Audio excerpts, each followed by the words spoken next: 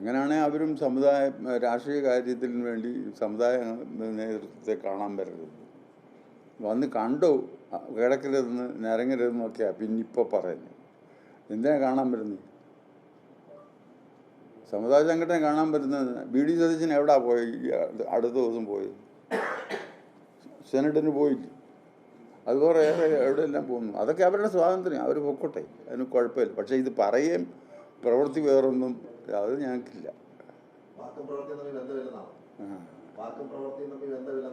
അല്ല, അതില്ലെന്നല്ലേ ഇപ്പം തെളിയിക്കുന്നത് ഇത് അല്ലേ? അവർ ശ്രമിക്കുന്നത് എന്തെന്നാ പ്രവൃത്തി, അവർ ശ്രമിക്കുന്നത് എന്തെന്നാ? അവിടെ ന്യൂനപക്ഷത്തിനെ കയ്യിലെടുക്കാനല്ലേ ശ്രമിക്കുന്നത് അല്ലേ? അത് പ്രവൃത്തിയല്ലേ?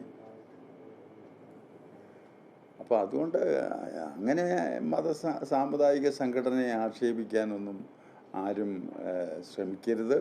അതവർക്ക് ഇന്നല്ലെങ്കിൽ നാളെ അത് ശരിക്കും പാരയായിത്തീരും.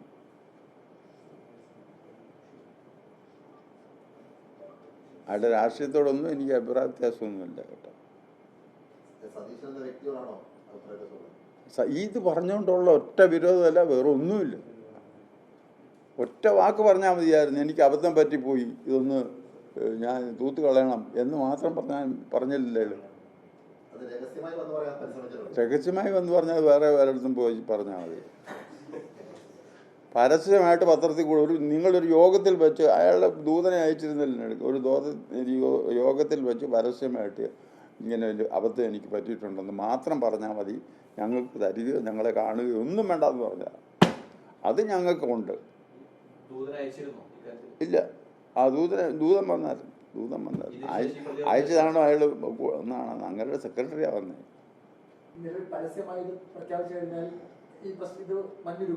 എന്തോ അന്ന് തീരുമാനം ഇനിയും തിരുത്തില്ല എന്ന് വെച്ചാൽ അയാൾ ഒരുപാട് വരമ്പി ചാടിക്കഴിഞ്ഞു. അതെ അതെ.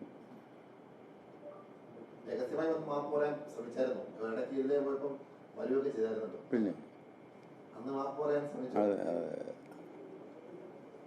ഇല്ല, ശ്രമിച്ചില്ല. അങ്ങനെയുടെ അഡീഷണൽ പ്രൈവറ്റ് സെക്രട്ടറി വരേണ്ട ഒരാൾ, അതിനെ പരിചയമുള്ള ആളാണ്. അയാൾ വന്നേച്ച് പറഞ്ഞ് എങ്ങനെയെങ്കിലും ഇത് ഒന്ന് തീർക്കാമെന്ന് ചോദിച്ചപ്പോൾ ഞാൻ പറഞ്ഞു എനിക്കൊരു ഡിമാൻഡും ഇല്ല. ആ കറക്റ്റ് ആ സമയത്താണ്.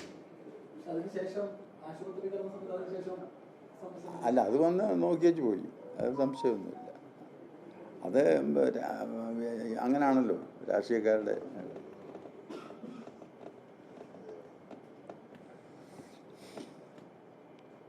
ഈ തെരഞ്ഞെടുപ്പിന് മുമ്പ് NSSനെ ഏതെങ്കിലും ഒരു രാഷ്ട്രീയ ഇതിന്റെ ഭാഗമായി കൊണ്ട് കെട്ടാനുള്ള ശ്രമമാണോ ചെയ്യുന്നത്?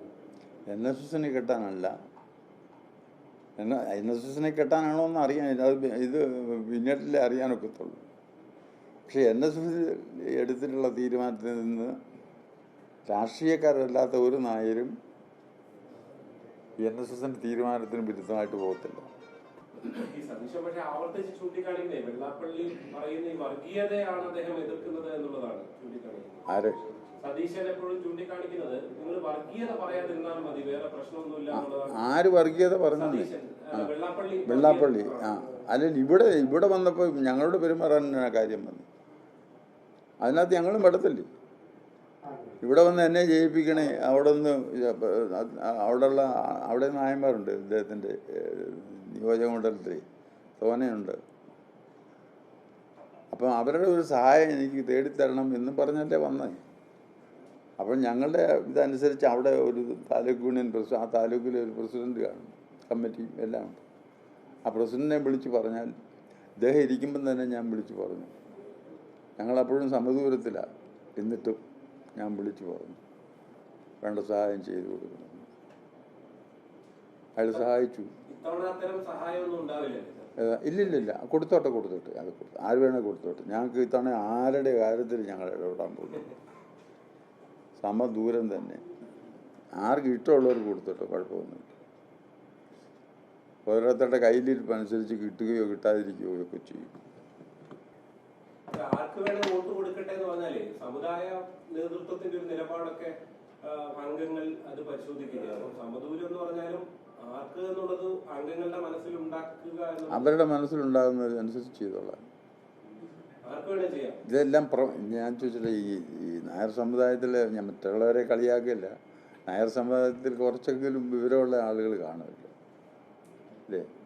അവർക്ക് എന്തെങ്കിലും കണ്ടാൽ അത് മനസ്സിലാക്കാനും എന്താ വേണമെന്ന് തീരുമാനിക്കാനും കഴിവ് ബഹുഭൂരിപക്ഷം ആളുകൾക്കുണ്ട്. അപ്പം അവർ ഓരോ രാഷ്ട്രീയ പാർട്ടിയും ചെയ്യുന്നതിൻ്റെ ഫലം അവരിൽ നിന്ന് കിട്ടും.